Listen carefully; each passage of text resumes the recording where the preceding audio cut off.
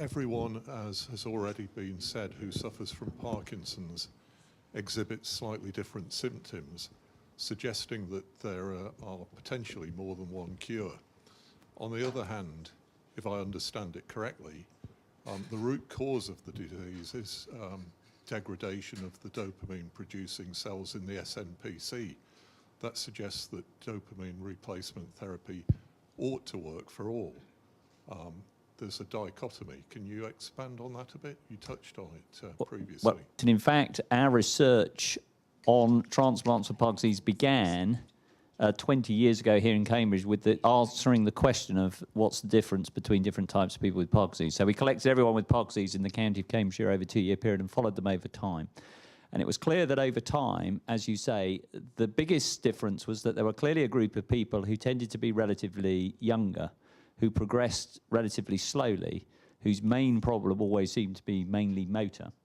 And there was clearly a second group of people who were older with disease onset, who seemed to progress more quickly into developing thinking problems, balance problems, and problems with controlling blood pressure and balance and such like. So one of the questions we then asked, well, what's different between these two people? Well, clearly age is different, and what drives aging is a critical factor. But it's also clear that there are certain genetic variations which determine how people behave.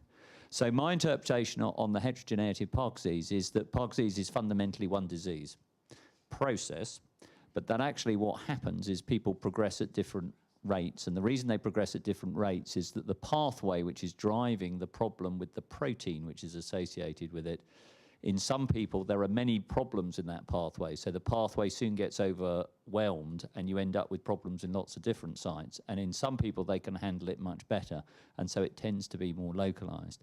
So I think from my point of view, one of the things we've been trying to develop is the idea that there is a form of Parkinson's which is more benign, if you like.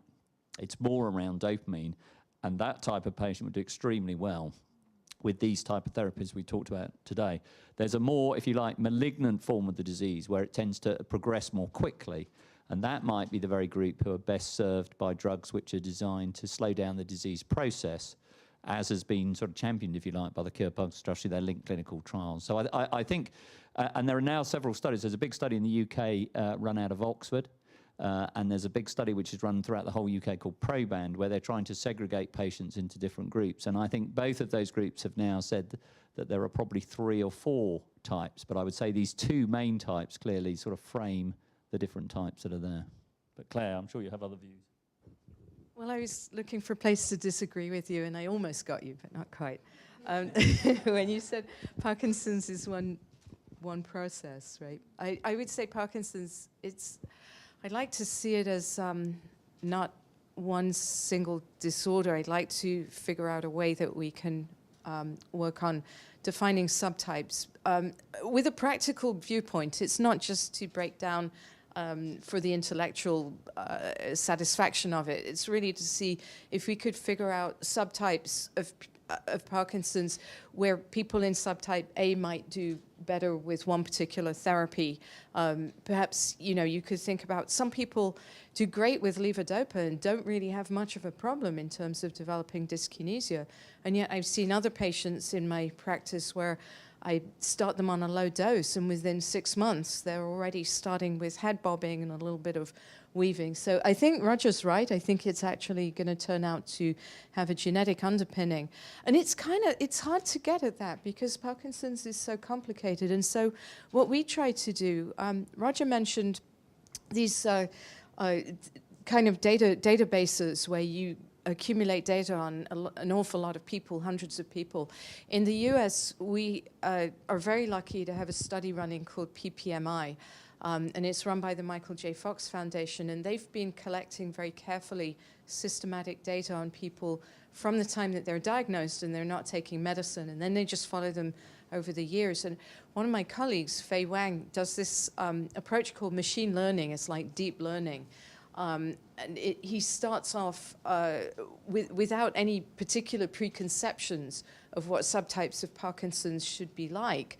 And as he analyzed the data, I was actually struck by how similar his findings were to the people in the team in the UK.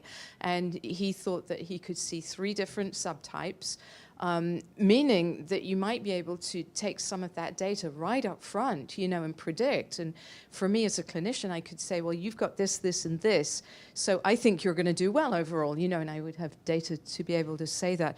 But like Roger just mentioned, one of the subtypes is people who just seem to do well, and the progression is very slow. And then he also, Faye also found a subtype of people where it looked like it was much more aggressive. And so, I mean, from a practical viewpoint, those are the people we should be identifying and having them come in more often. I'm not going to leave them 6 months or a year before I see them next. So I think we have to work harder on figuring out whether we call it Parkinson's disease as one disorder or not, but we have to do a better job of personalizing and individualizing. So we're anchored around the dopaminergic degeneration and the cardinal symptoms, because you can't have Parkinson's disease unless you have 2 of the 4 cardinal signs of rigidity, bradykinesia, tremor, or bradykinesia. So we're kind of maybe not artificially anchored, but we're anchored there, and therapies designed for the dopaminergic system should influence everybody in terms of at least symptomatic therapy. Now, there's a theory that's been raised by Ray Chowdhury that people, so we think also, Parkinson's disease is clearly a synucleinopathy. A normal protein in the brain becomes misfolded and spreads throughout the central nervous system. And it's thought by Ray Chowdhury that when there may be toxins that enter through the nose, traverse and go up into the cortex and are responsible for some of the cognitive issues in Parkinson's disease. But the toxins that get into the stomach and colon and enteric nervous system spread backwards in the brain and are responsible for REM sleep disorder. So there are all these clinical pathological correlations, but I think that I personally think it's one disease that it manifests through different patterns and pathways in the central nervous system. Can I just ask you, I understand why you're not using advanced patients for trials, but when it comes down to practical management, these are the people who are going to be asking for this should it become successful. Is there any theoretical basis for the fact that if you do actually transplant functioning neurons, it's going to have a different response to, say, the dyskinesias they're getting from oral medication? We had to think a lot about this because when we were initially designing our clinical trial, we thought, well, we should just take people with moderate stage Parkinson's who are not more advanced, because we felt like on the basis of what we'd seen from previous transplant trials was people with a good levodopa response. It was maybe people who were younger. And then in our discussions, including with the FDA, we were really encouraged to include people who'd had Parkinson's for longer and had more advanced symptoms. So I think we've actually worked with a bioethicist over quite a few years now to help us figure out where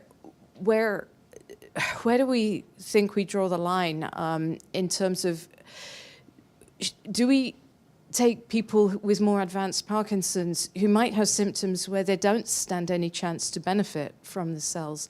Let's say someone who has really bad memory problems as part of their Parkinson's, and then we'd subject them to known risks but also unknown risks of getting a cell therapy, knowing that some of their serious problems might not stand any chance to benefit. So I think there's no right answer to this, I think. But I think that what we need to do is it goes back to that idea of individualizing, trying to figure out who actually stands some chance to benefit.